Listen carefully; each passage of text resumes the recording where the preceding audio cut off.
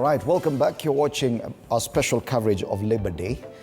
My name is Fred Ndimuli, today being the 60th Labor Day celebrations here in Kenya. The main celebrations in Kenya set to take place at the Uhuru Gardens here in Nairobi later this morning. But even as we anticipate that and the kind of discussions we'll be having there, we're going to be having this conversation here. Allow me to introduce our panelists this morning. Wilson Sosion, Mwalimu Wilson Sosion, a non-unionist. He served as the Secretary General of the Kenya National Union of Teachers. And Eric Odwor, who's the current Secretary General of the Kenyan Union of Journalists, KUJ. Gentlemen, karibuni sana. Asante sana. If you look at the dailies today, and I've seen this question repeated more than once, or at least a statement that it is Labor Day, yes, but very little to celebrate for workers. Bwana Sosion, let's start from there. Do you share in those sentiments that, yes, it is a day for workers to celebrate, but there's very little to celebrate? Well, that's a tough statement. And why little for workers to celebrate? That should be the question. And putting such a question forward on such a day, I think it's meant to provoke those within that space to think about the workers. From where I sit and what I know,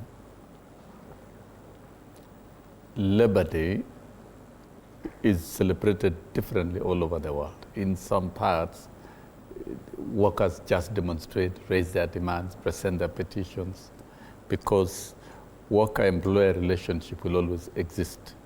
And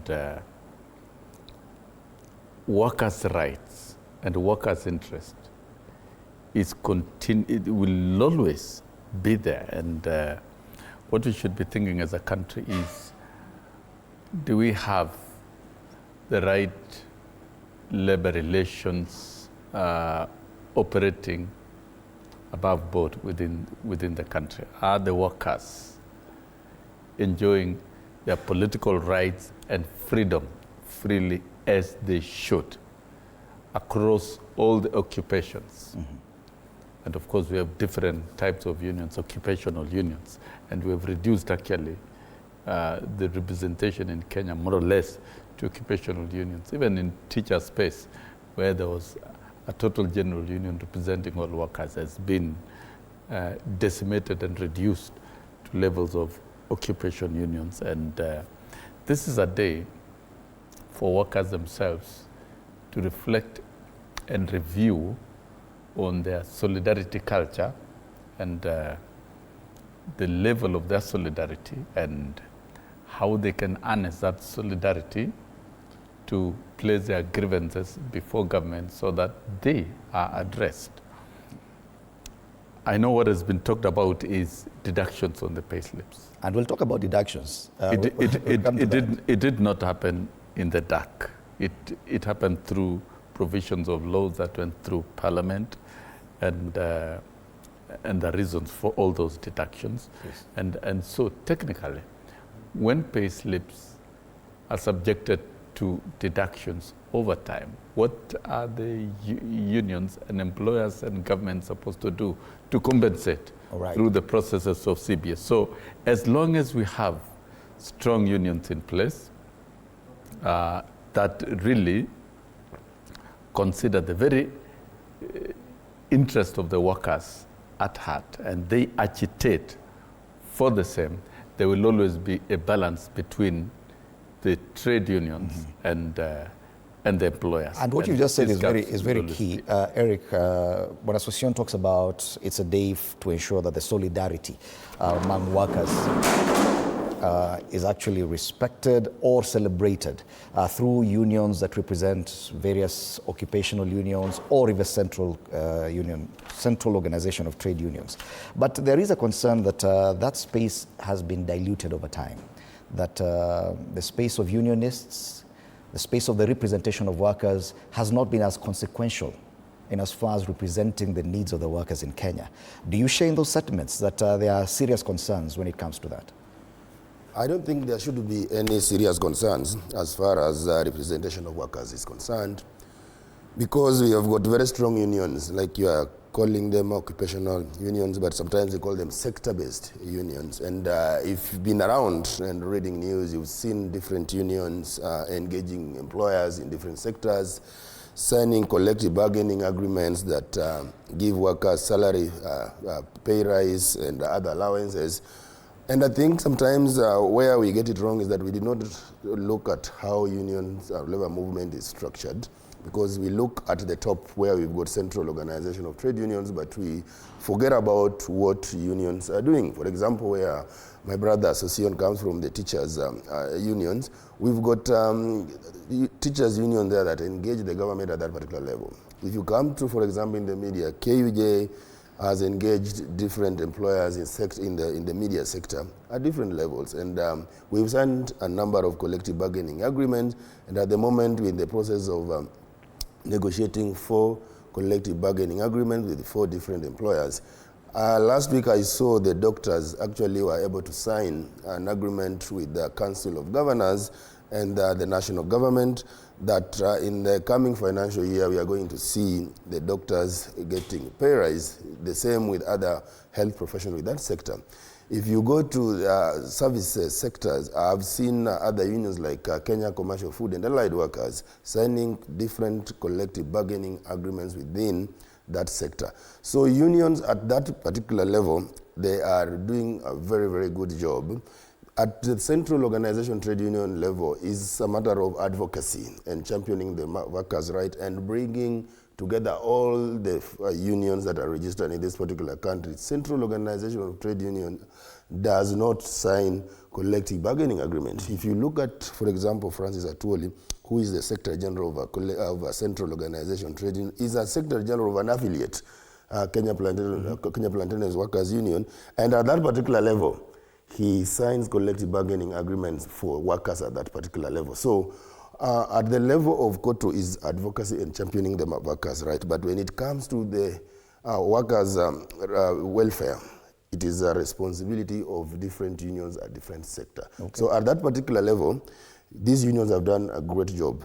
The issue here is, are all workers unionized? And that's where now the problem comes, but you'll find that at a particular sector, maybe a third or even less of workers in that particular sector are members of trade unions. So when trade unions are negotiating and signing collective bargaining agreement, you'll find that majority of workers are left out, not because the union has not done a good job, but because they are not part and parcel of a union in that particular sector. Why is that lethargic interaction with unions? You say only 30% of workers are unionized. Yes. So the problem is there are different reasons why people are not members of the union. Right now, we are complaining about outsourcing.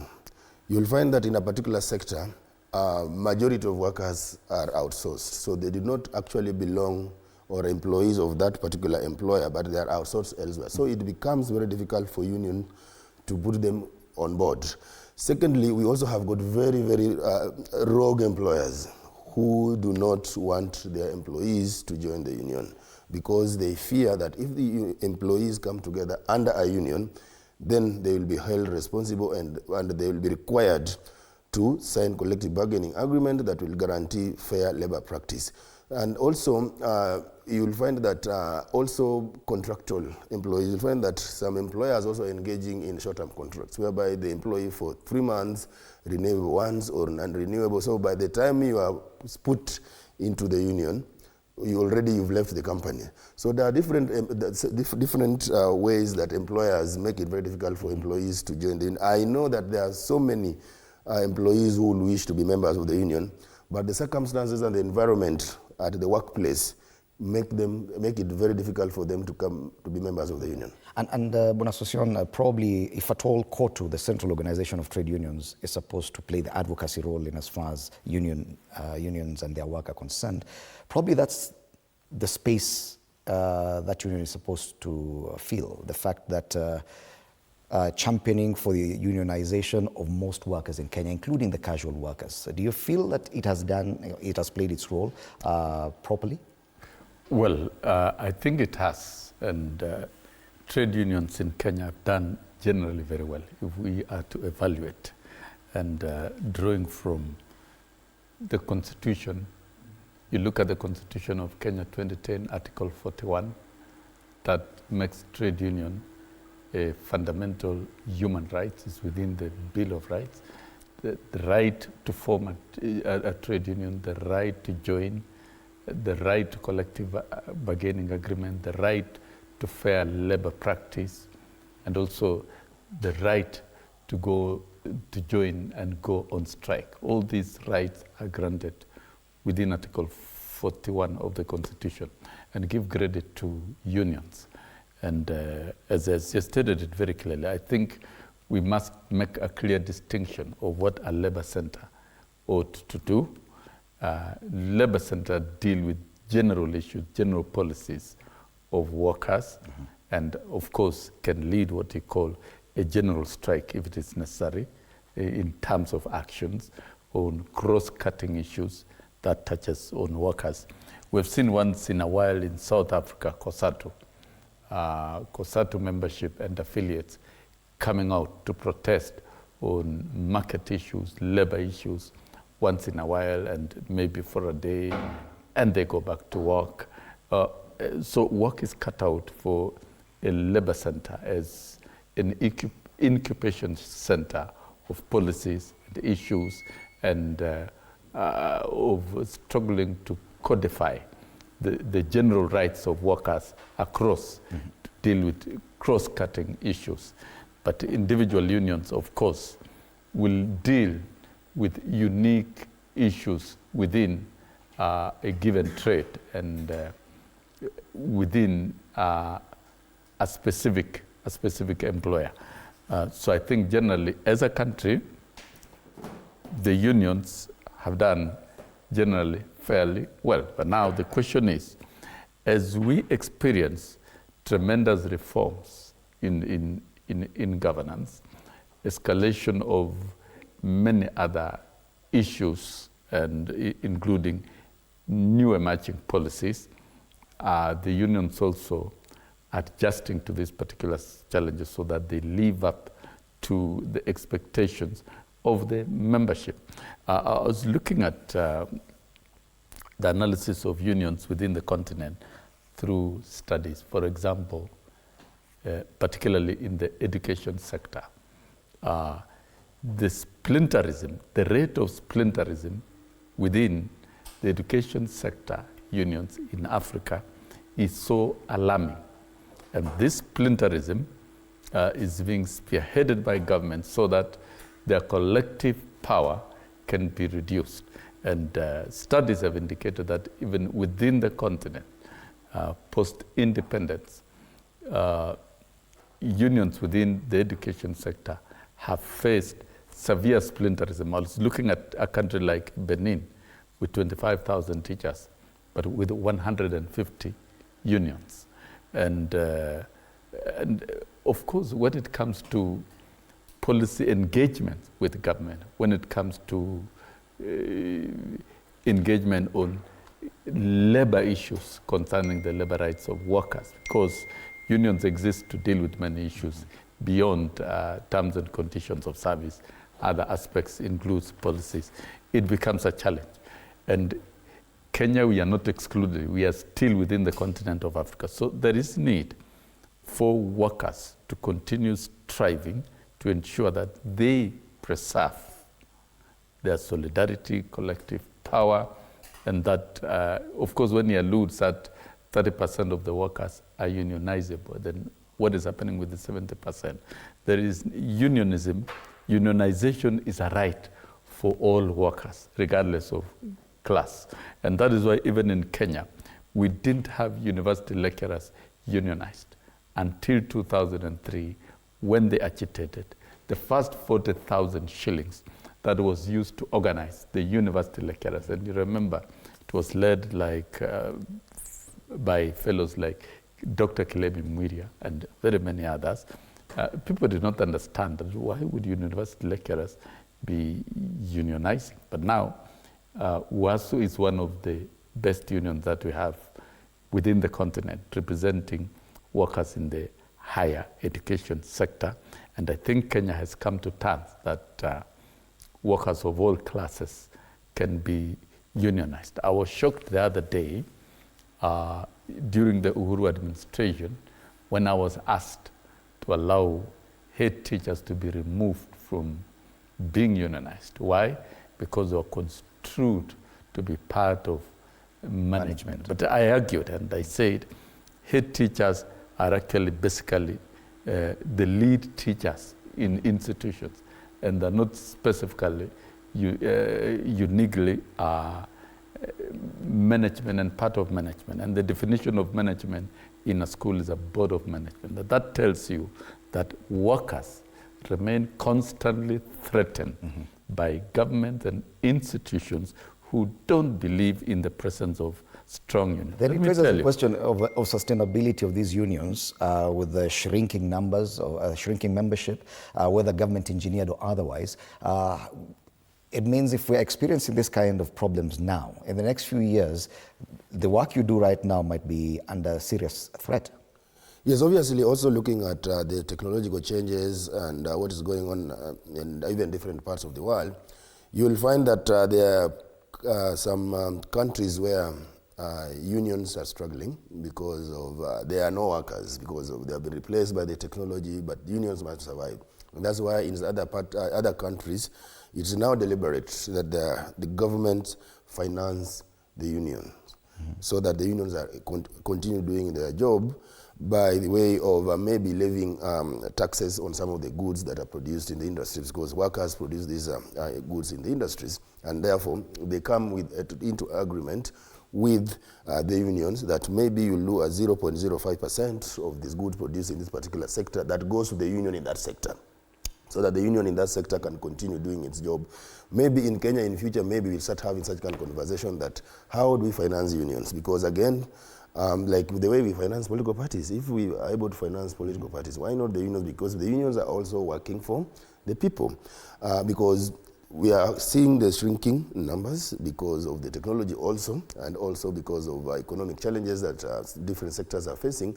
And therefore, even if you were to recruit members in that particular sector, there are no people to recruit because there are no numbers there because of different reasons. So union financing becomes a difficult, another discussion that even we as a union, we started talking about it, that in future, how do we finance unions so that the unions continue being strong and continue doing the job that they are doing? Otherwise, we'll find ourselves in problems the way other unions have found themselves in problems in other parts of the country. Okay. Yeah. If you look at the dailies today, and especially the Standard, which has done some tremendous coverage on the Labor Day celebrations, there's a lot of criticism, especially directed towards KOTU Secretary General Francis Atwoli, on the way he deals with government and successive administrations, not just this one. That many people feel that workers' welfare or issues have not been properly addressed because this central organization of trade union has been always allied, or at least the Secretary General has consistently been allied with the government of the day. Do you agree that those are legitimate concerns, Bwana Sossion? They are not legitimate, and I beg to strongly differ. There would be nothing wrong for trade unions by principle and by philosophy working with the government of the day. That's including politically supporting the government. There's working professionally, but there's political support. Now you are coming to the point. The political argument with the Standard is on politics. That's a different thing. But I think that is a concern. That's a different thing. That's a different issue. Because the headline here reads, a political wheeler dealer. That then on page 8 of the Standard, Atwoli, a political wheeler dealer disguised as a workers' defender. The principle of labor relations is that unions work with the government of the day. That's the general principle. Government of the day. As the main employer. Yes. Yeah, because if you don't work with the government of the day, how then, where are you going to get a proper forum and the right ecosystem, political ecosystem that will enable you to engage meaningfully on workers' rights? I've particularly been in that space. And you deal with government and you work with government, not unless government perceives you to be a threat, and then you engage in unhealthy confrontation. Because what we are talking about is building acceptable, healthy labor relations that you can engage with government. So I think what Atwoli has been doing over the years is making sure that KOTU is in good books with the government of the day and can engage the government of the day meaningfully. And I think I was keen to see how Atwoli was going to engage Kenya Kwanza administration, having taken an extremely adversarial position during the general But the feeling is that now that he's in this working relationship, a political working relationship with this administration, that some questions that have been raised by workers, generally including taxation, have not been properly addressed, and the voice of KOTU has not been heard speaking from the side of the workers. It's always from the other side of government. It is not from the side of government. I can tell you, even on the key flagship projects of Kenya Kwanza administration, the president himself was accorded forum by KOTU leadership, and they engaged in extensive discussions, and I am sure KOTU leadership is present in key organizations that deal with the delivery of these projects, whether it's housing, the representation of KOTU is there, is critical. Whether it is SHA, the representation of KOTU is there, it is critical. You know, when we isolate statutory deductions as a loss by workers, I think that is serious misrepresentation. Enhanced deductions for NSSF will enhance. Yet there are serious concerns, like the one raised on the front page of the Daily Nation by Association about the fact that 100,000 employees in Kenya right now have breached the one-third rule. And this is a total violation of the labor law. Yes, I'm coming to that. I'm coming to that. Of course, the deduction would affect generally the one-third rule. But then how do you remedy? By reviewing the CBS. Remember, through this type of engagements, the president was able to award even workers in the public service 10% salary rise. That actually covered for the deductions and remedied some of the one-third rule general issues, general challenges arising from this enhanced deduction. And that is why I'm talking about frontier of engagement. There is a frontier of engagement. There is a table between the workers and government. And the president is very keen in engaging workers. Even right from when we were developing charters, we were keen that you must listen to workers. On that issue. And therefore, KOTU being on board and engaging the government meaningfully is the best thing. I don't think you're going to find a political ecosystem, a regime leadership that is able to sit with the workers on one table, and I'm sure today the president will be... The feeling is that KOTU has abandoned workers and is now working for the administration of the day. Eric, do you agree with what Association is saying? I agree with what Association is saying. Number one, let me just demystify this issue of that some employees, like the figure here, I said that the unions, individual unions, are responsible for salary reviews in that particular sector. Personally, I can say here that last year when we were negotiating a CBA with one of the companies here, which I'll not mention, we had to agree that over and above the percentage that we had agreed, we had to put another 3% in addition to what we had agreed, so that that 3% can take care of these deductions. So what we can say, first of all, let workers at a specific sector engage your union in that sector, so that your union can engage employers in that sector to address. Yes, yet this is a problem that emanates from government itself. Exactly. The pieces of legislation making statutory deductions for them to breach this. Yes. Why are you taking the problem back to the workers? I'm saying that, one, we have to agree that when these problems come, unions have got responsibilities to work with workers to address them. That's why I'm saying that at specific sectors, the unions must negotiate collective bargaining agreement to ensure that these deductions are actually taken care of by way of negotiating higher salary increment. I know employers will always protest that. Number two, There's this issue of workers, let's say KOTU engaging the government. As a student of political science, if you study the politics of pressure groups and non-governmental organizations, you'll realize that there's different ways of how they engage. You can choose to engage so that you are listened to and your issues and your views are listened to by the employer or by the government. And I think that is what Francis Atwoli has resorted to engage the government so that the government can listen to the workers' views.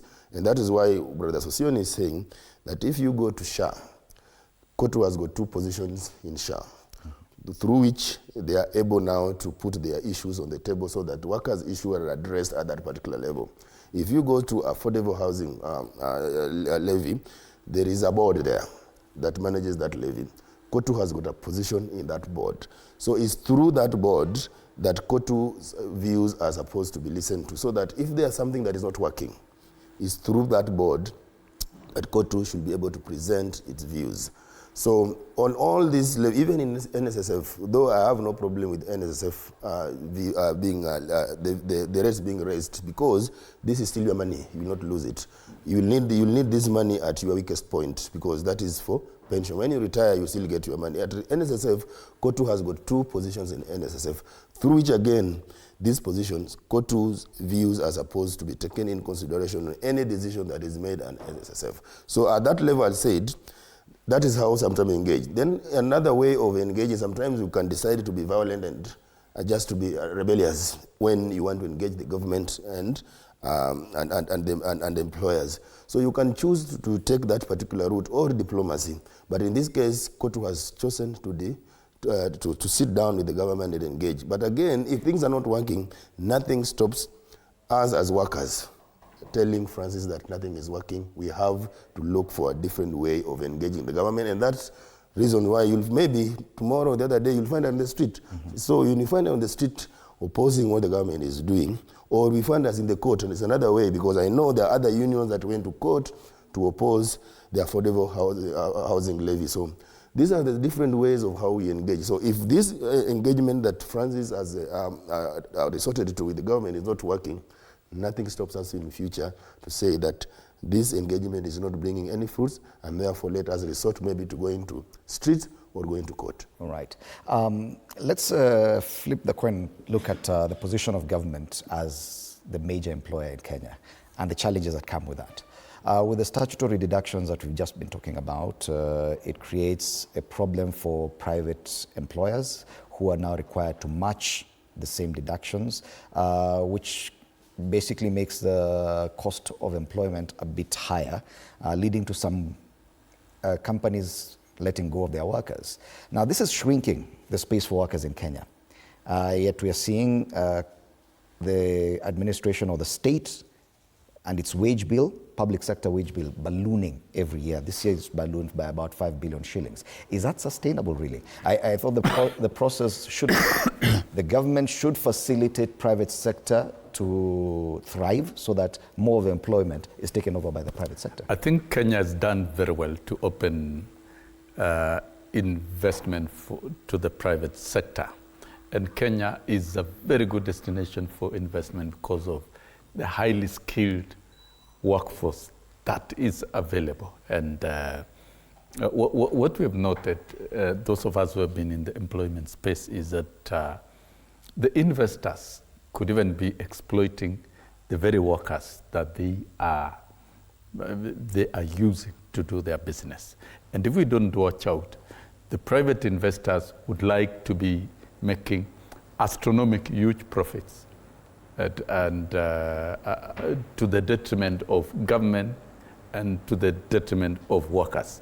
What government does is to generate policies that are good for the country, good for the workers, and also can allow investors to do what they're doing. Some of the investors are extremely unscrupulous, and of course you hear them talking about layoffs and whatnot and complaining all over these deductions.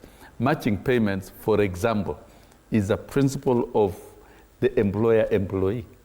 If government itself is ready to pay for matching contribution for the raised increased contribution of workers, say for example in NSSF, why then wouldn't an entrepreneur who has chosen to do business do the same? You are supposed to do the same. There are no exclusive exceptions for investors when it comes to compliance with our legislations, the policy practices. It cuts across. It has no sympathy whether you are private or public. If it is being done within government, why can't it be done within the private sector? And if indeed, but even government itself is complaining about the ballooning wage bill because it could get unsustainable very soon. And that is why there are unions to agitate and bargain, and they've always bargained. That then, for example, when you're talking about these deductions that came up with new pieces of legislation, new policies with Kenya Kwanza, because the president was very keen to see that we strengthen NSSF, and the contribution of 200 shillings was not helpful to the workers. These are rates that were fixed in the 60s or in the 80s when the shilling versus the dollar was still marginally strong. But now things have changed, and the devaluation of the currency cannot apply in force as it is today. So those reforms that were brought, they are not going to be continuous. Those are what we call instant changes. And so employees must adjust. If government is adjusting, then the other employers in the private sector must adjust to the same, because what it means is that historical injustice has been meted against workers. At the end of the day, it boils to the worker welfare being abused by employers. And it is possible for government also to abuse the rights of employers. And when you have a government that is saying, hey, gentlemen, let us do things right, that favors both our economic growth and it also favors the rights of the workers. And to me, if 6% was going to be raised for contribution for a worker in the private and the public sector by the worker, and that is and the employer contributes a matching amount, to me, this is victory for workers. Okay. And my line of argument is that let us not allow investors in this country to exploit the country and exploit the workers. Okay. Hold that thought there. We'll continue with this conversation. We want to get an update of the events of the day, what's happening at the Uhuru Gardens, the venue of the Labor Day celebrations today. My colleague Hibak Said is there. Good morning, Hibak. What's happening where you are?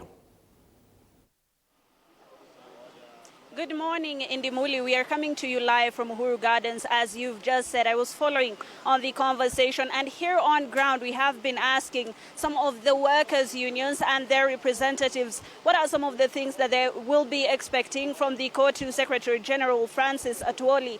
And of course, they have said that things are a bit tough, but people are looking to soldier on, is what a lot of these union workers are saying, and representatives. And also they have shown a lot of positivity when it comes to the coming, Finance Bill 2025-2026, touching on gratuity and payee. But all of this is going to be a mystery to you as it is to me.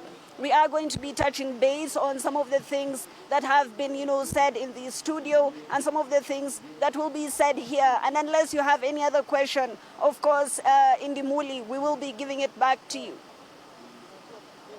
The issue of taxation is huge there. I don't know if you've spoken to any of the workers and probably the kind of promises, the finance bill is out. People are yet to see the documents. Many people are anticipating more taxes. What are people saying about that anticipated finance bill debate?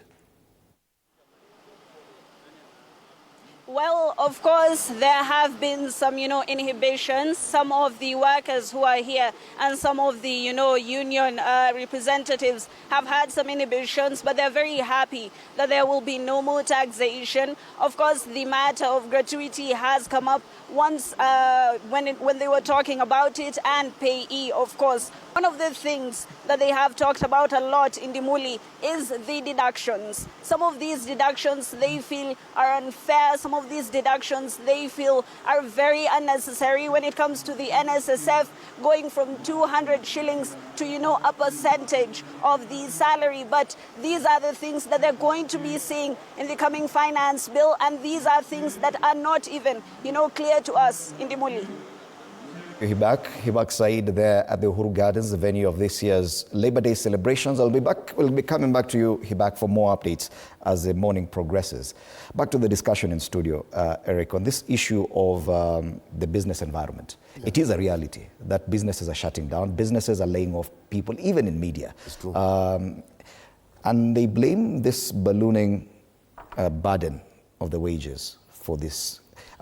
It is part of government's duty to ensure that the environment is good, not just for the employers, but for the working population as well.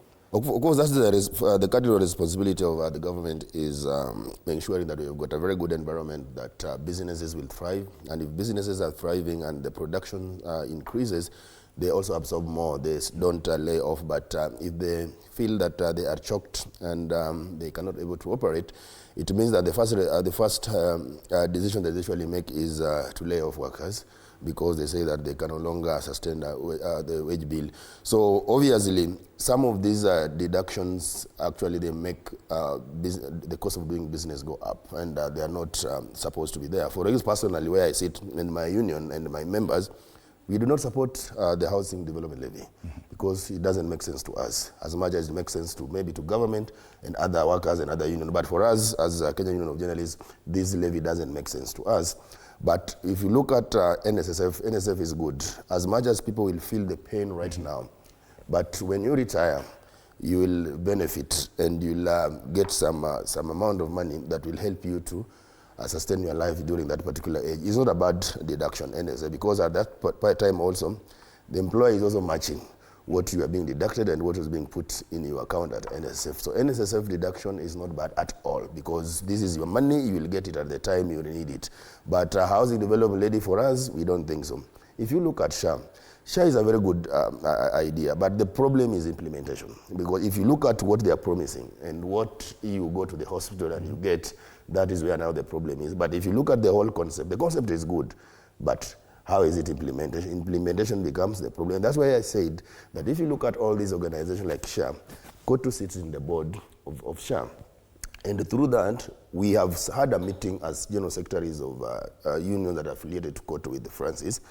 And we are able to voice these concerns because we get these concerns from members who go to the hospital and they're not able to get the services that they were promised under SHA.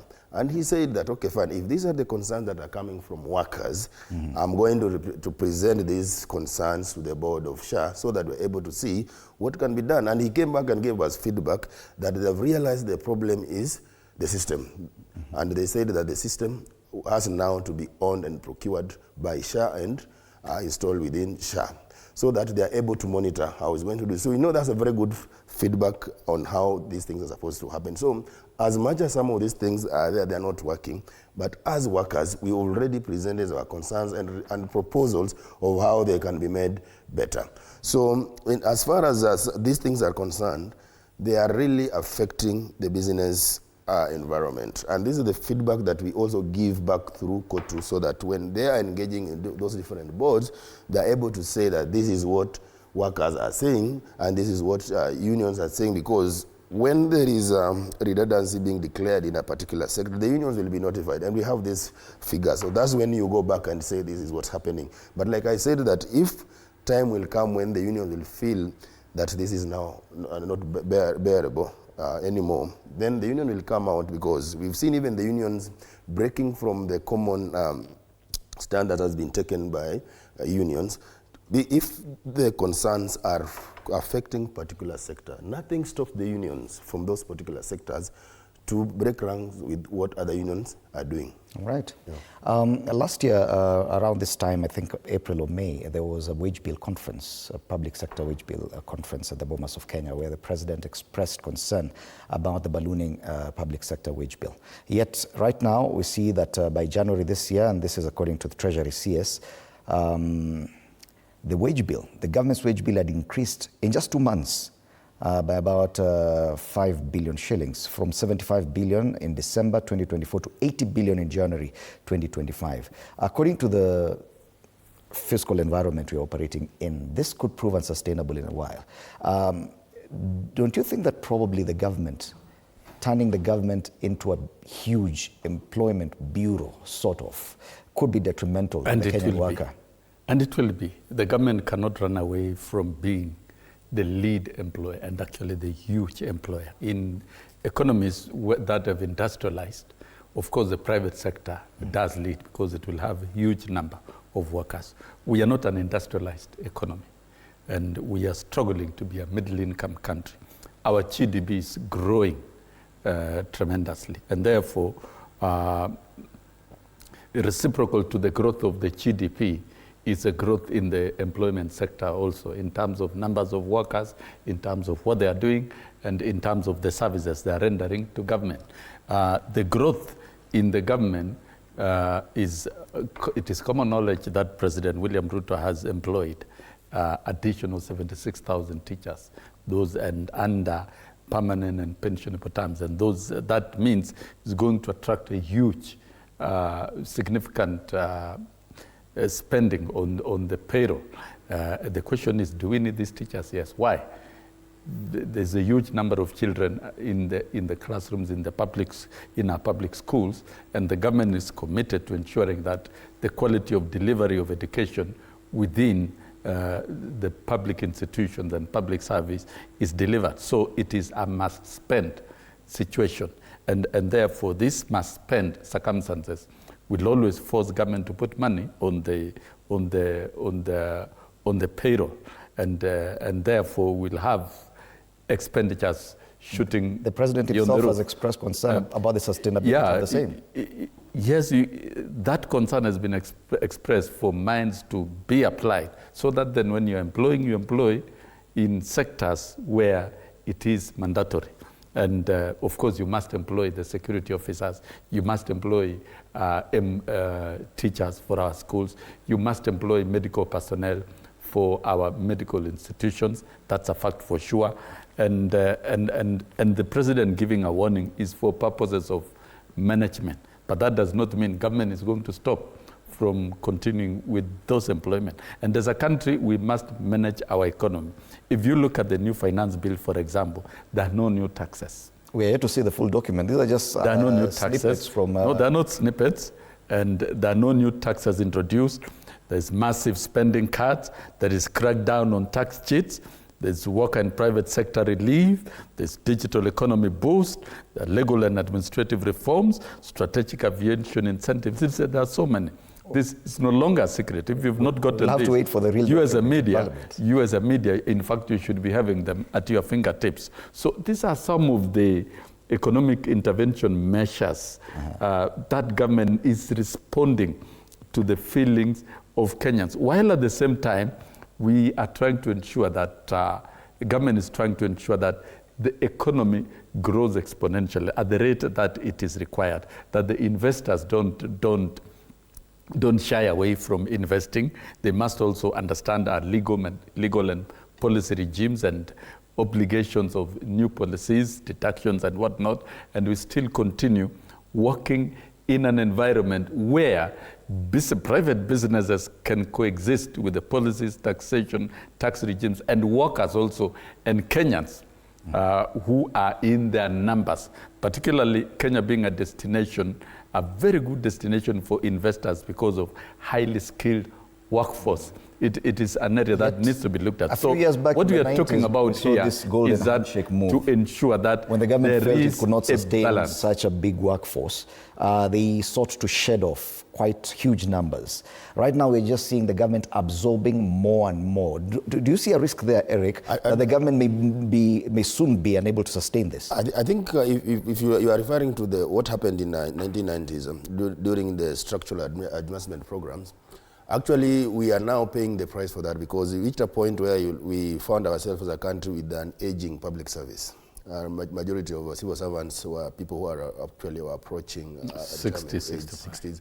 I know, for example, there's a time we were having an interview with the PS for labor in a talk show like this, and we realized that if you went to that ministry, about top 20 positions, all of them, people who are occupying those positions were almost retiring at the same time. So when they retired, you will find we found ourselves in a very big mess because you have got top 20 positions that are vacant. Nobody can make decisions during that particular period. So I think we are just trying to, by the government absorbing, we are trying to correct some of to clear the mess that we found ourselves as a country with an aging civil service. And then number two, the government must continue to employ, because the reason why we are paying these taxes, because we are expecting services from the government. So if we continue paying taxes but not getting services, you go to an office and you are told that the occupant of that office is a retiree, has retired, and therefore you cannot get a service. Obviously, as a Kenyan, you'll feel disappointed and you'll start agitating for change. So the government must always employ, so that if you walk into any public office, you get someone there to serve you. That is how you will get value for the money you are paying in taxes. So the government, as an issue in any economy, the government is always number one employer. The problem we have in Kenya here is that are we doing competitive recruitment, or we are just trying to reward our friends and relatives and those people who are close to us? You see, I've seen even the teachers' unions complaining that recent recruitment exercise of recruitment of teachers were being recruited in funerals by politicians. So is that kind of recruitment that we require, or we require a professionally done recruitment whereby you advertise, teachers, the potential candidates apply, they go to the nearest probably TSC office where the interviews are carried out, done transparently. Those who qualify, they are employed. But if we want to employ people through politicians in funerals, obviously we are not getting it right. We have to employ people on merit in a transparent manner, in a fair way, so that we are able to get right people in right offices, so that if you go there, you are able to serve. If you are, for example, you are applying for an ID, or you want to apply for a passport, let's say passport, where we've got several complaints, you go to immigration office, you go there, you apply, within 1 or 2 days, you get your passport, you'll go home a satisfied person. But if you go there, you stay there the whole day, then the following day you are told that come tomorrow, the following day again come tomorrow, you take a whole month just trying to chase one document. Probably you are looking for a job elsewhere and you are supposed to fly out of the country in a month or so. It takes you 2 months to get a passport. Then as a taxpayer, you'll get disappointed. But if you are able to do that within a day or two, you get your passport, you fly out, you go and do your job, then you earn a salary, you remit that money back, it will help your family and friends. So employing, the government must continue employing, so long as it's merit-based and is competitive, and we do not recruit employees in funerals. Yes, and indeed that's a serious concern about, yes, the government will continue employing, but the manner in which it employs. There was some serious concerns raised last year about the recruitment done by the KRA and how skewed it was, biased it was towards two communities in the country.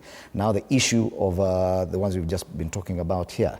Don't you think that, yes, recruitment done unprofessionally could end up jeopardizing the government itself, including especially on this issue of teachers? It is common knowledge and it is common sense. I don't think there is any debate about that all recruitment must be done in a just manner, fair manner, equitable to all the regions of the country and to all those aspiring to work. I've worked in the space of teachers for a long time, and I agitated for a process within the teaching service that guarantees equity, fairness, and transparency, and even considered those teachers who are old, those teachers who are sick, those teachers who are disabled, and if the employer was to do what it ought to do, it has the best tools of capturing. I know the principle of employment of teachers is always first out of teacher training college or universities. That one is first to the payroll. I don't know where the rain started beating us that TSC cannot control its employment process anymore. And that is an indicator of an employer that has lost grip of what it ought to do. And what Kenyans are raising are genuine and right. The president has, in principle, pronounced himself and committed to employment of more teachers. But then that should be done in a just, fair, and transparent manner. For example, that is not in dispute. Who is supposed to enforce that? It is the employer, no one else. And those in management of that employer, the Teacher Service Commission, and also the social partners within that space, the unionists. And they are supposed to ensure that the employer is brought under control. Unions have power of membership and can speak about it and can engage in meetings and can force situations to work well. And unions in this country should know that they have the best president who is very facilitative in terms of engagement, in terms of dialogue. Yet these letters for employment, it is said that they were being issued out at State House. That is one of the members of Parliament who was dishing out letters. Said they got them from State House. I cannot speak about the extent to which you talk about the president leading a very open administration. Yes, yeah, it is, and I can vouch for that because I have engaged the president on matters of teachers and education on a continuous basis. If a State House was involved in the recruitment of teachers, would you I can't comment on that, where to the extent those letters could have been distributed to the employment letters, I can talk about it. But as far as I know, in terms of the law, the presence where the letters have to be kept is at the Teacher Service Commission. They shouldn't be at State House. There is no office of TSC in any other government office. No there is no office of TSC in any other government State House. Okay. No, there is no office of TSC in any other office in Kenya other than TSC itself. That's a fact. Okay. And those are facts we've got to talk about. And you see, so all employment should be transparent and fair. And we agreed. I agree very strongly, and I vote that even employment of teachers can be as far as constituency-based, to ensure there is equity. Look at the children of Northern Kenya. They don't have teachers for a long time. And the latest policy that was adopted by the employer, you cannot talk about quality without access. You must create teachers in every community, because education is a critical, fundamental human rights service classified by the UN. And of course, when there are presidential executive orders to ensure that there are even teachers employed in a certain area, it must be done also in still fair and transparent manner. The goodwill of the president is there, but those who are in offices should ensure that that goodwill is executed in a manner that is beneficial to the country and beneficial to the target workers. Okay. And let me talk general. The president is very keen on creation of jobs, that we really need to re-engineer the production sector of the economy from agriculture to wealth so that we create jobs, the housing, even if there are 10 jobs, those are jobs benefiting people. But there are not 10 jobs that have been created. There are lots of jobs. For us to solve the unemployment problem, then we must have an economy that is growing astronomically. Even in the construction sector, I beg to disagree with my brother here. If we can ensure that the construction sector is active and is growing, that will consume, will promote manufacturing, the metal industry, the cement industries, and one way of ensuring that be not spending more on remuneration of government workers, but actually spurring growth in the private sector to ensure it can absorb all these workers? We are seeing the opposite. Government is spending 1.17 trillion shillings in paying its workers. If they could just reduce that by half and then use the rest, 500 billion shillings to spur growth. It is easier for you to sit on a stool and talk hypothetically that you reduce. It is very how else do you spur growth in the private sector if you're spending too much? It is easier to like an employment bureau. It is easier to hypothesize. All you need to do with the private sector is to give the private sector enabling conditions. And those who want to play their role within the private sector should not be too ambitious with making huge profits. That is the problem we have within the private sector investment, that those who want to invest, but they don't want to they want to make astronomically huge profits. So they suppress the worker earnings. They are averse to government policies. You share these sentiments that employers are just looking for profits? I don't share that because what you need to do is just to make the environment conducive for private sector to thrive. Even if it is the construction sector, if you make it, if you, for example, deal with the issues at the land office, whereby an investor will come and acquire land in a more affordable way, obviously that will also impact the cost of the housing units that the investor will be selling to the tenants. But if you make it difficult, first of all, to acquire even land, you go to the lands office, then you have to be taken through a very lengthy process before you get a title deed to go and start the construction. Obviously, all these costs will be transferred to the person who is going to purchase the house. So what we are saying is very simple. And in economics, it's very simple.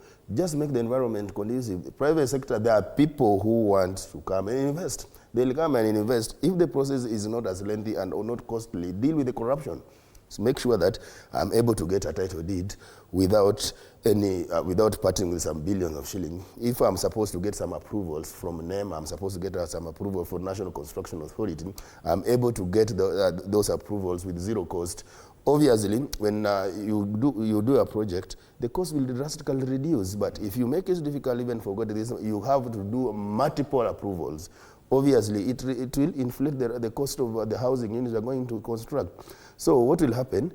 You will make it the houses will become expensive. So just make it simple, because these things have worked elsewhere. Kenya is not an isolated case. These things have worked elsewhere. Just make it thriving. If the investors come, they'll buy the construction materials from these companies. The companies continue producing cement, they continue producing steel, they continue producing any other material that's required to construct a house. This investor will buy them. The companies that are producing the materials will continue employing because they're producing more and they're selling and there's a market for it. And that's also put money in the pockets of the workers who will go and purchase those houses. So it is very simple economics that have worked elsewhere. But for here, we are looking at it in a way that we want to please the masses, that we're going to construct houses. But you look at even the process of acquisition, it's become difficult because already we have people who are paying mortgages.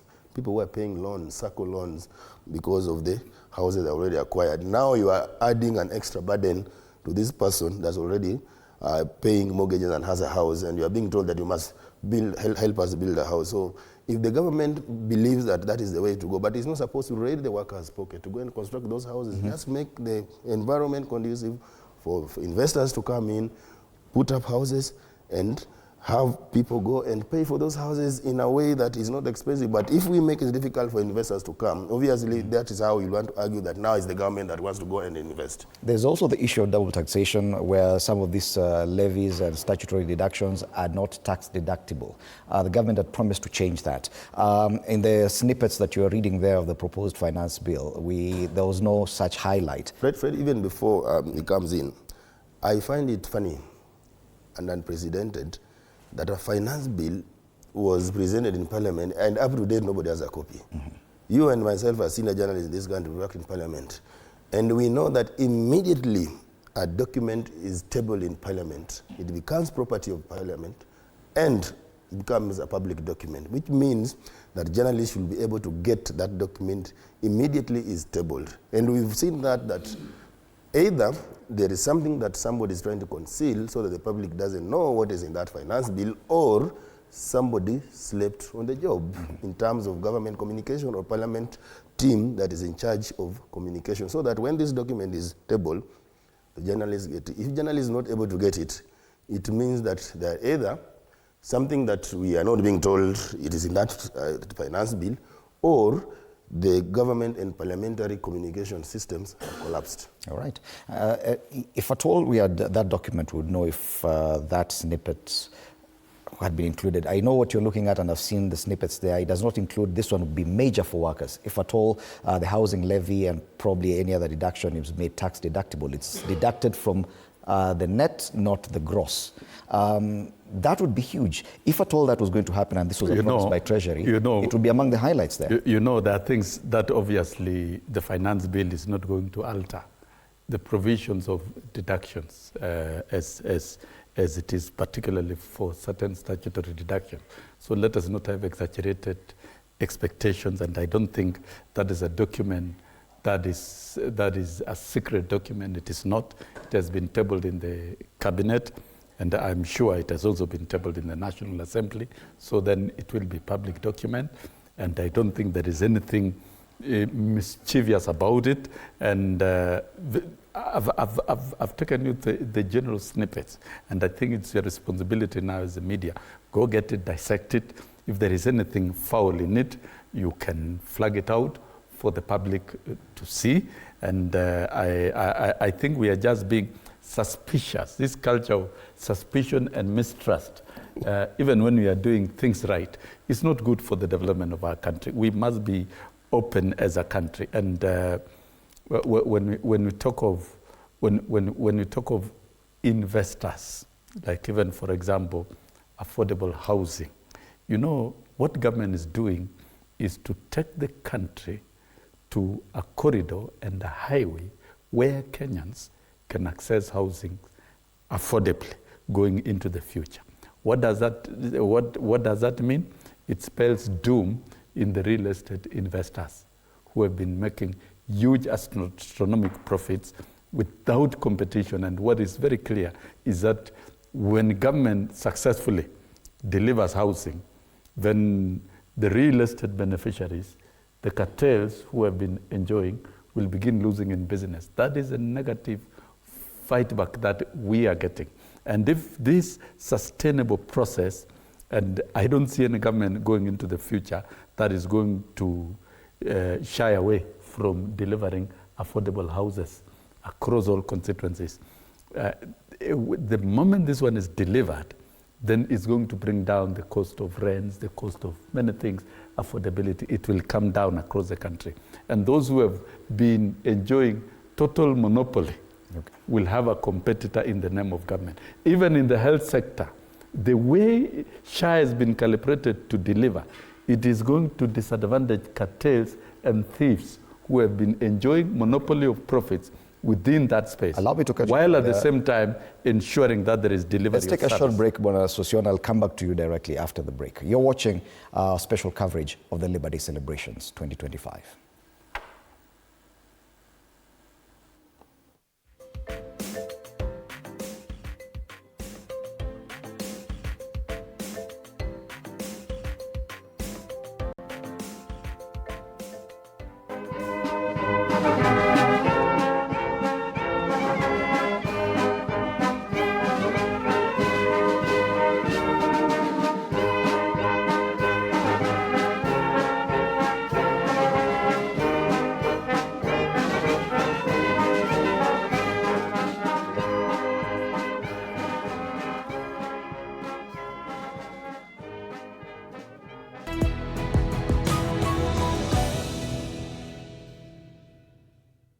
Social Security Fund, NSSF, is a service.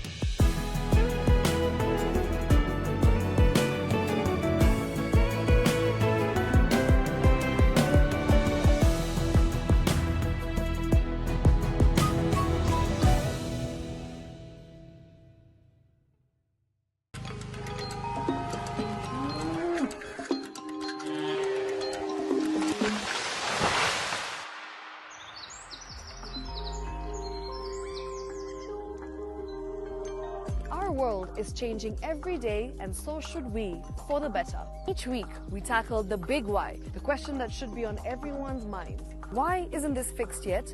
Deforestation, global warming, and the adverse effects of climate change. The future isn't just something that we inherit, it's something that we create. Join us on The Green Fix as we tell the stories of those who refuse to give up.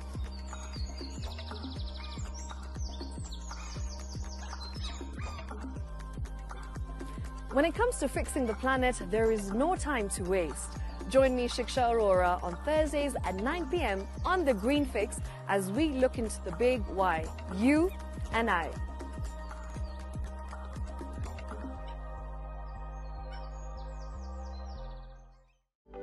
For comprehensive information and education on your health, Body Garage is here. don't allow anyone to pluck out your good tooth as long as it is strong and stable. Cancer doesn't start today and you get the symptoms tomorrow. By the time you pick it or the time it is manifesting in you, probably will be there about 5 to 10 years. The eye is the window to the rest of the body. Don't forget to stay hydrated. And of course, you at home do take your water. So the ultimate test is actually you check your urine. Your urine should be clear.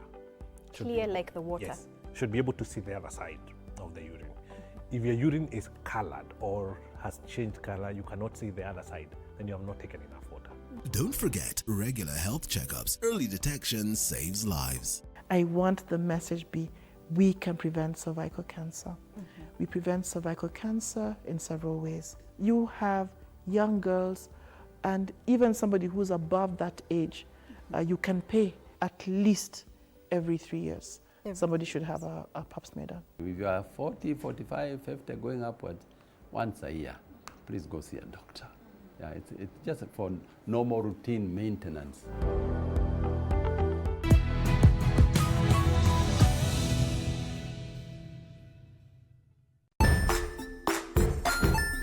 Hey there, friends. Welcome to Kids on the Block, where fun and imagination come alive.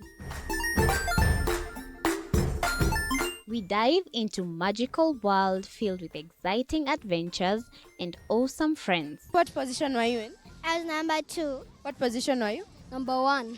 He decided to cross the bridge by his house and look for food on the other side. We're going to do half cup of chocolate chips, and the other one, we're going to do half cup of the blueberries. So, grab your imagination hats and get ready to explore with us. Join us every Saturday at 9 a.m. for new friends, amazing stories, and tons of laughter. Jiunge nasi tunapoangazia safari za viongozi bora.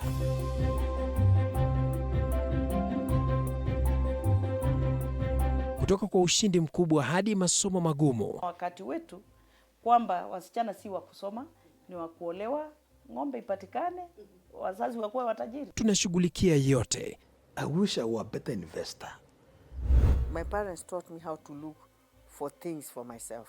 Tazama Mfahamu Kiongozi, ambapo kila kipindi kimejaa maarifa, mikakati na hadithi za kukuza azma yako. For me to succeed, I have to fight. Kila Alhamisi saa 1:30.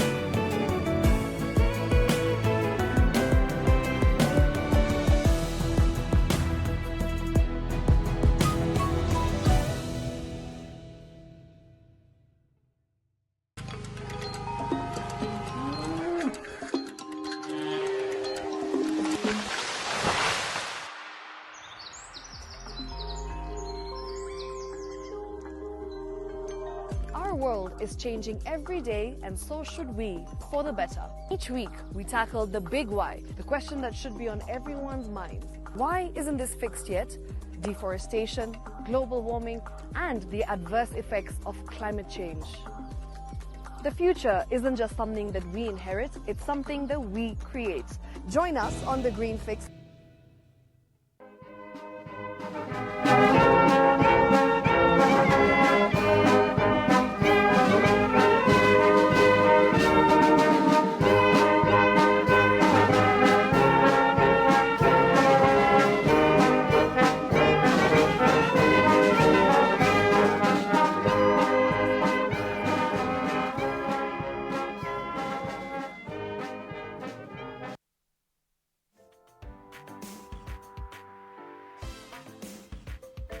All right, welcome back. We continue with our special coverage of the Labor Day celebrations 2025 happening at the Uhuru Gardens here in Nairobi. We will be bringing you more pictures of the goings on there before even the event starts, and our reporters are there to bring you up to date with everything that will be happening this morning.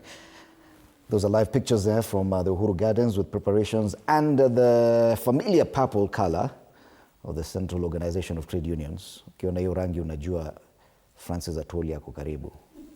60th Labor Day celebrations in Kenya. We continue with this conversation here in studio with Wilson Sosion, former SG KNUT, and Eric Odwor, SG Kenya Union of Journalists. Just before the break, Bwana Sosion, Yes. you were saying something about the housing. I was making a strong case about the housing as a pillar, but then I can just summarize it in terms of the main pillars of Kenya Kwanza administration in relation to creation of jobs, stabilizing the economy, and creating a nation of prosperity.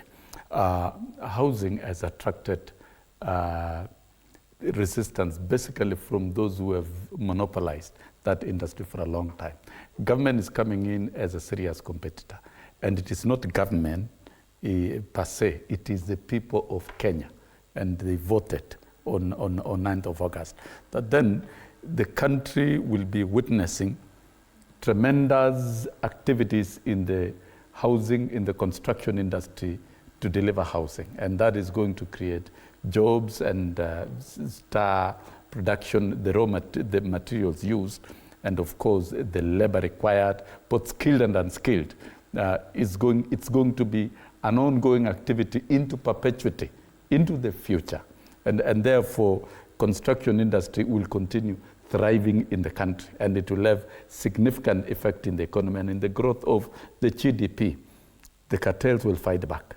Same case, the same way they're fighting back through SHA, and with a credible SHA delivery system that will even be covering beyond the scope that it has covered before, because we're talking about primary health care facilities being fully funded by government for free for all citizens. Once and it happens, I think everyone... And of course, critical illnesses that are being covered, including dialysis. Okay. Those are key critical activities within the pillars, other than agriculture, which of course is a main employer, it's main beneficiary, because Kenya is a country, is an agro-based economy where small-scale farmers rake a lot of benefits.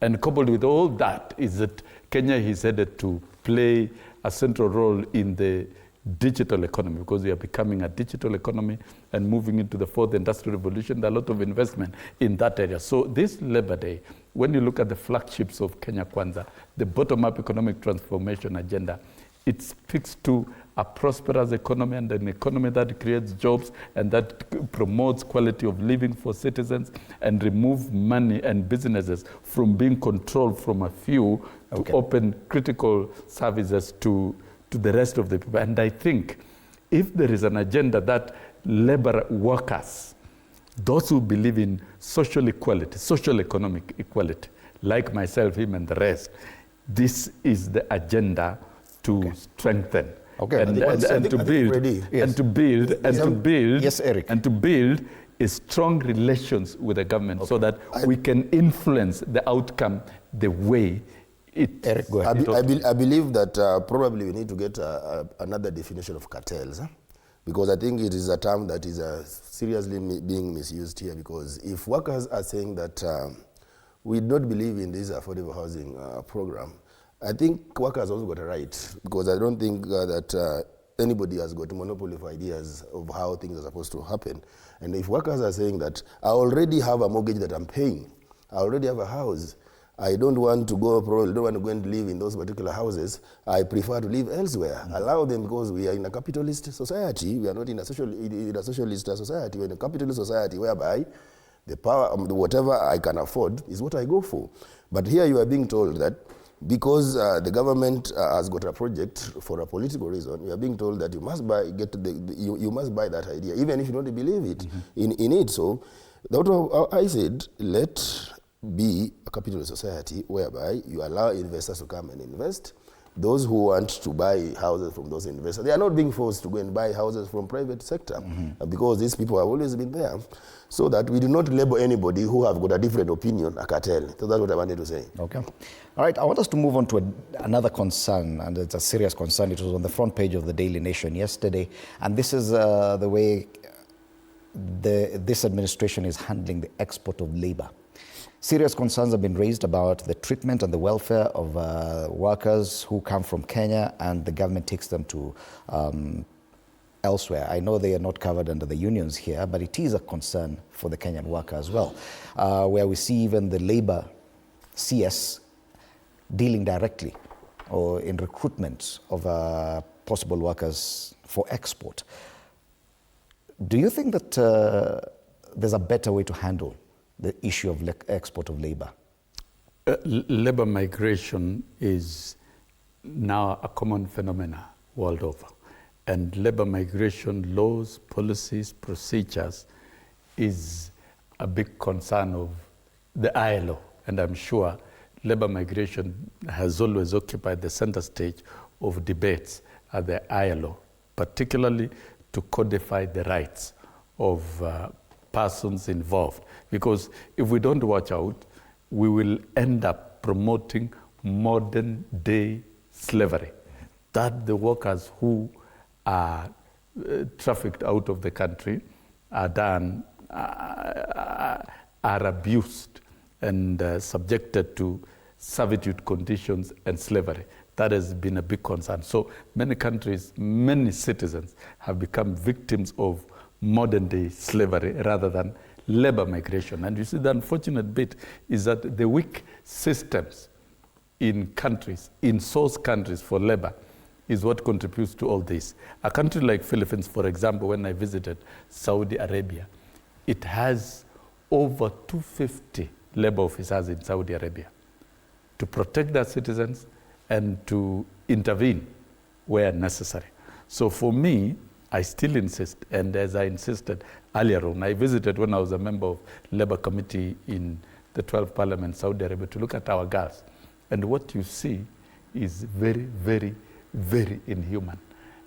What we need to do is to escalate. Now that with the Kenya Kwanza administration, we have a fully fledged diaspora affairs department at the Ministry of Foreign Affairs. The Ministry of Labour architecture should be overhauled. And we must understand that the next frontier of revenue stream and foreign exchange earning to the country is from the diaspora jobs and labor migration. So then that ministry, its capacity should be elevated to the level of the Ministry of Interior. Mm-hmm. So that then in destination countries where we intend to supply our skilled and unskilled workforce from our country. And let me tell you, Fred, Kenyan workforce are very competitive because of the English language of Kenya. And so we are on demand out there. Mm-hmm. There is no problem at all whatsoever in strengthening and overhauling the Ministry of Labor. So that the argument is, as it is currently structured, even if you bring in the best minister, they will not be able to do that. And I dare say the government officers who have worked in that particular space, of course, end up being the ones running these businesses of bureaus, of recruitment and exporting.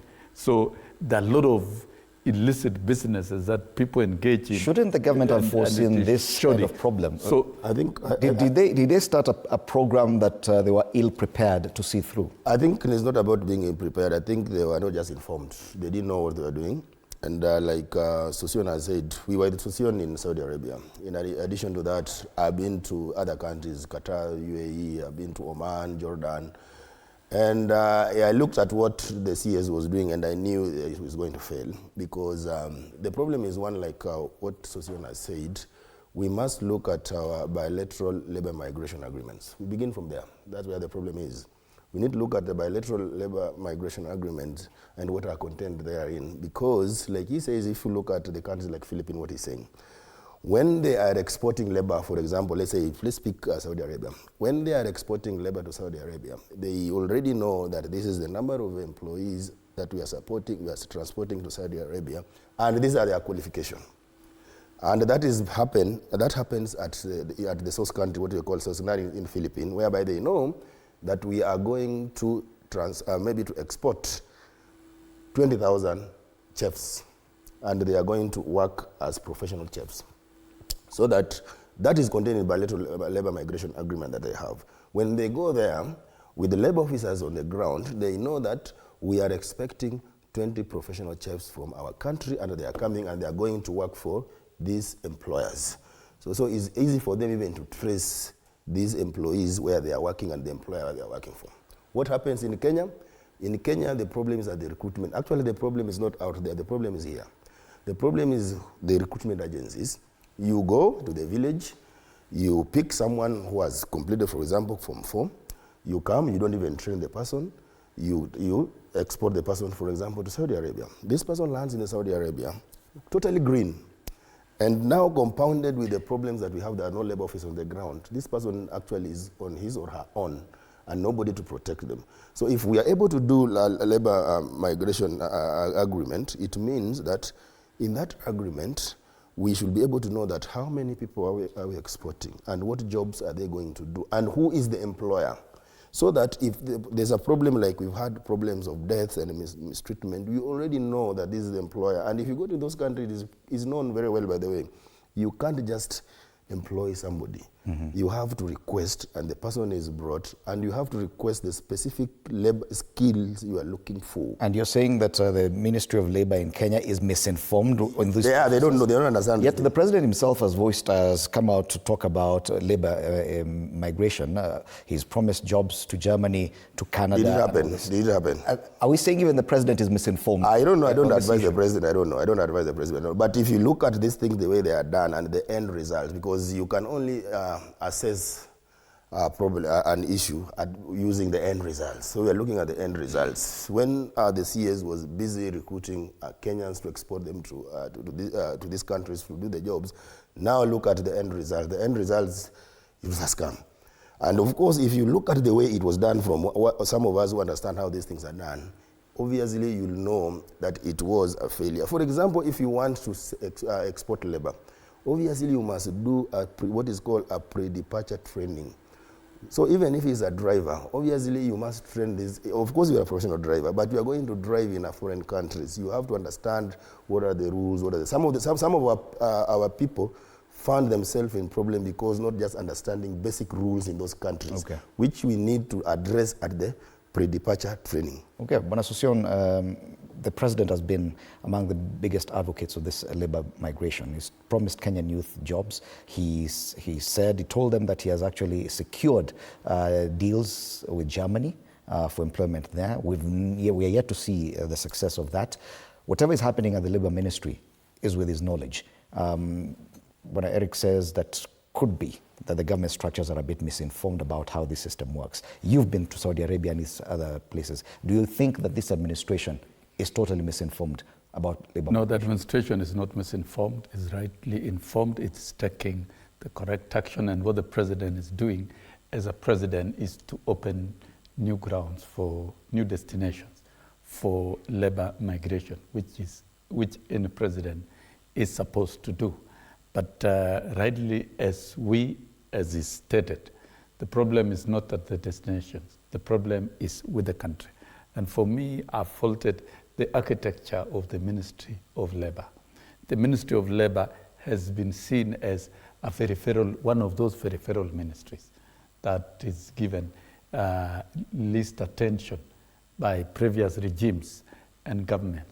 And what I'm saying is that the capacity of the ministry should be elevated so that what other countries have done, we do.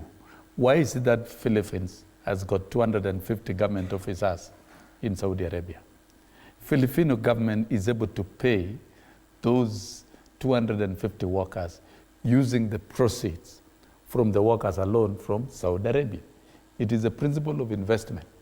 You put in your inputs to cause high returns.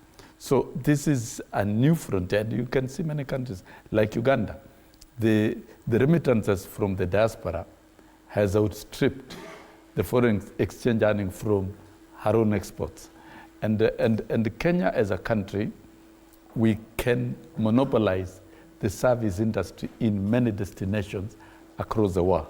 And that is my economic argument I'm making. And therefore, it gives great justification to restructure the Ministry of Labor, so that when you are opening a new frontier of jobs in Germany, how many labor officers do we have in Germany? What I witnessed in Saudi Arabia is that we are using the embassy to manage the labor migration matters, which is wrong. Let the embassy deal with the diplomatic issues and deal with the high-level bilateral agreements and engagements, like signing of agreements and negotiating agreements, but not dealing with the day-to-day challenges of the migrant workers. So that then, as a country, we have to sit and agree that the new frontier that the country must invest in is labor migration and diaspora jobs. Okay. And if we are doing that, what do? We recruit enough labor officers, we restructure the architecture and the management of the ministry at the Ministry of Labor. Why are the recruitment agencies, some of them are fake, some of them are exploiting citizens? Why are they getting away with their unscrupulous ways of mismanaging our citizens? And actually, these recruitment agents, most of them have turned out into modern-day slavery conduits. I remember one person talking to me one time and telling me, hey, Bwana Susion, I want to start a recruitment agency. I want us to do it together. When I do mathematics from one person, I get this. You can see somebody already calculating how to make huge profits. Okay. And I knew it's a very moral thing.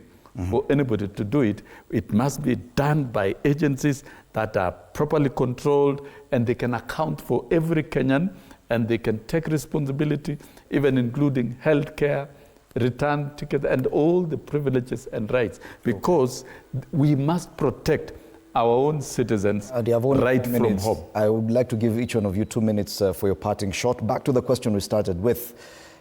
What is there to celebrate for workers?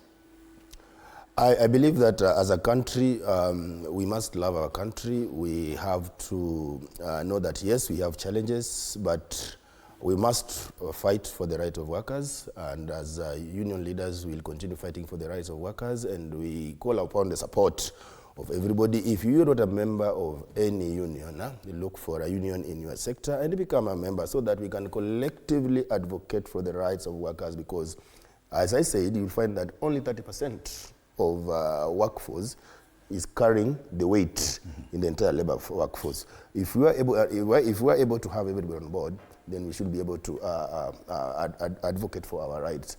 Thank you. All right. Finally, Bwana Susion, what is there for a Kenyan worker to celebrate? I think Kenyan workers must now find the nexus within their policy framework, within their labor representation around the CBAs, around influencing government policies, around the trade union practices that they're engaged in. I think more than ever before, they should be able to build a nexus within their programs with the bottom-up economic transformation agenda of Kenya Kwanza administration, so that we can fast-track realization of these pillars, from reinvigorating agriculture to strengthening of MSMEs to getting into the fourth industrial revolution of a digital economy, and how we can make housing delivery sustainable, economical, and affordable to the workers. They should be able to agitate to be prioritized in terms of housings wherever the houses are being erected across the country. And this is a moment for workers to agitate and build a nexus with the government in the delivery of UHC, so that all Kenyans can be treated in facilities that have medicine and that have personnel without the bureaucracies that we have. It is now the time for us to kick out profiteering cartels. Even if we want that definition, a cartel is a cartel. Those who want to make huge astronomical profits by monopolizing a system in a very unfair manner and in a manner that borders on criminology. the bottom-up economic transformation agenda seeks to kick out these monopolists and hand over the country back to Kenyans. Thank you so much. I think it is a moment for us to strengthen the nexus of delivering the bottom-up economic transformation agenda pillars with the practices Mwalimu of Wilson trade unions. Sosion, former SG of the Kenya National Union of Teachers, and Eric Odwor, SG Kenya Union of Journalists. Our panelists this morning as we continue with our special coverage of the Labor Day celebrations. The celebrations organized by the Central Organization of Trade Unions, KOTU Kenya, commemorating 60 years of championing workers' rights here. The celebrations will be taking place at the Uhuru Gardens this morning to be attended by, among others, President William Ruto, who is set to arrive at the venue at around 9:30. After the break, my colleague Ann Odida is also lined up to continue with this conversation about Labor Day and workers' rights. Over to you, Ann Odida, to continue with the conversation. All right, with all that said and done, Fred, thank you so much. We are bringing you live pictures from Uhuru Gardens right about now, where the celebrations on Labor Day is currently ongoing. Of course, other dignitaries alongside President William Ruto is supposed to officiate